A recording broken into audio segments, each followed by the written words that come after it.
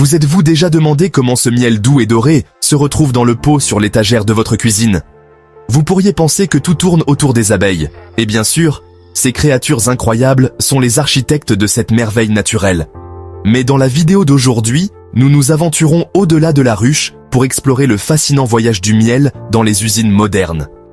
Du moment où il quitte le rayon de miel jusqu'à son arrivée sur votre table, préparez-vous à être surpris par le processus complexe derrière cet or liquide. Restez avec nous et n'oubliez pas de vous abonner à notre chaîne pour plus de vidéos fascinantes sur le monde de la nourriture. Notre voyage commence avec les apiculteurs, les gardiens de ces remarquables insectes producteurs de miel. Avec un œil attentif et une main délicate, ils inspectent les ruches, vérifiant si les rayons de miel débordent du trésor doré de la nature. Une fois que les abeilles ont opéré leur magie et que les rayons sont pleins, il est temps de récolter. Les cadres, ces structures en bois méticuleusement conçues par les abeilles et remplies de cellules hexagonales de miel, sont soigneusement retirées de la ruche. Avec une brosse douce, toutes les abeilles restantes sont délicatement guidées vers leur maison, assurant leur sécurité et leur bien-être. Les cadres, chargés de leur précieuse cargaison, sont ensuite soigneusement emballés dans des boîtes propres, prêtes à commencer leur voyage vers l'usine de miel. C'est ici, entre les murs de l'usine, que la transformation du rayon de miel en douceur en bouteille commence véritablement. À leur arrivée à l'usine, les rayons de miel entament la prochaine étape de leur transformation. La première étape est le désoperculage, un processus aussi délicat qu'il y paraît. Chaque cellule du rayon de miel est scellée avec une fine couche de cire d'abeille, témoignage du savoir-faire méticuleux des abeilles. Pour libérer le miel à l'intérieur, cet opercule de cire doit être soigneusement retiré. Dans les usines modernes, cela se fait souvent à l'aide d'une machine à désoperculer, une merveille d'ingénierie conçue pour retirer efficacement les opercules de cire tout en préservant l'intégrité de la structure du rayon de miel. Certaines usines utilisent encore une approche plus manuelle, avec des ouvriers qualifiés utilisant des couteaux ou des rouleaux chauffés pour s'assurer que chaque cellule est ouverte et prête à libérer son or liquide. C'est une scène à la fois de précision délicate et d'industrie animée, alors que l'usine s'anime avec les images et les sons du miel préparé pour sa prochaine transformation. Avec les rayons de miel désoperculés et les cellules ouvertes, le décor est planté pour le processus d'extraction. Les cadres, qui ressemblent maintenant à des rayons de miel ouverts, dégoulinant de promesses dorées, sont chargés dans un extracteur centrifuge industriel. Cette machine ingénieuse, témoignage de l'ingéniosité humaine inspirée par la conception de la nature, exploite la puissance de la force centrifuge pour extraire le miel. Au fur et à mesure que l'extracteur tourne, le miel, plus lourd que son contenant en cire, est projeté vers l'extérieur, son voyage guidé par la gravité.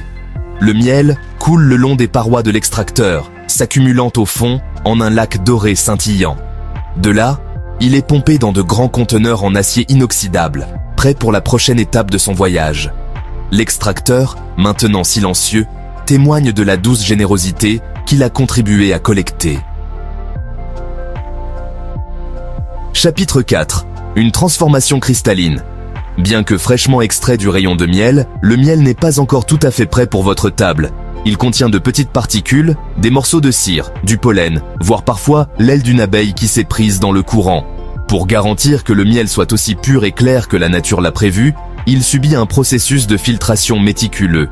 Imaginez, si vous le voulez bien, le miel coulant lentement à travers une série de filtres à mailles fines, chacun piégeant les plus petites impuretés.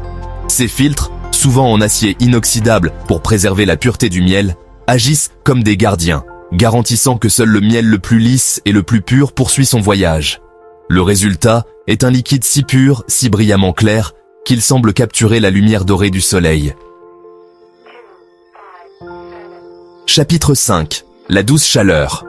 Pour garantir que le miel conserve sa texture lisse et liquide et résiste à la cristallisation, il subit un léger chauffage. Il s'agit d'une étape soigneusement contrôlée, car trop de chaleur détruirait les enzymes délicates et les bienfaits naturels qui rendent le miel si spécial. Imaginez le miel coulant à travers une série de tuyaux chauffés, la température soigneusement surveillée pour atteindre juste ce qu'il faut, environ 35 à 40 degrés Celsius. Cette douce chaleur sert à deux fins. Premièrement, elle réduit la teneur en eau du miel, ce qui contribue à prolonger sa durée de conservation et à prévenir sa détérioration. Deuxièmement, Elle aide à dissoudre les minuscules cristaux qui ont pu se former, garantissant que le miel reste luxueusement lisse et fluide. Chapitre 6. Le sceau de la pureté. Avant que le miel ne soit jugé prêt à être mis en bouteille et envoyé dans le monde, il doit passer un dernier test crucial, le contrôle qualité. C'est là que l'expertise de techniciens qualifiés entre en jeu. Dans des laboratoires équipés d'instruments spécialisés, ils analysent méticuleusement le miel, s'assurant qu'il répond aux normes de pureté et de qualité les plus élevées. Ils vérifient la teneur en eau, s'assurant qu'elle se situe dans la plage optimale. Ils examinent la couleur, utilisant leurs yeux entraînés pour détecter toute variation subtile qui pourrait indiquer une imperfection. Et bien sûr, ils goûtent le miel, savourant sa saveur pour s'assurer qu'il possède cette douceur caractéristique et cet arôme floral qui rend le miel si irrésistible. Ce n'est que lorsque le miel a passé tous ces tests rigoureux qu'il reçoit le sceau d'approbation, témoignage de sa qualité et de sa pureté. Chapitre 7. De l'usine à la table. Ayant franchi chaque étape du processus avec brio, le miel est enfin prêt pour ses débuts, mis en bouteille et prêt à être dégusté. Dans une symphonie de machines vrombissantes et de cliquetis de verre, le miel coule dans d'innombrables pots et bouteilles, chacun étant un témoignage du voyage qu'il a parcouru. Des machines de remplissage automatisées, merveilles d'ingénierie de précision, garantissent que chaque contenant reçoit la quantité parfaite de miel, tandis que les bandes transporteuses les emportent pour être bouchées, étiquetées et emballées. C'est une scène d'une efficacité remarquable, alors que l'usine bourdonne de l'activité de préparation de cet or liquide pour son voyage vers les tables du monde entier. Chapitre 8. La fin d'un voyage, un doux commencement. Et ainsi, notre voyage touche à sa fin. Mais pour le miel, une nouvelle aventure ne fait que commencer.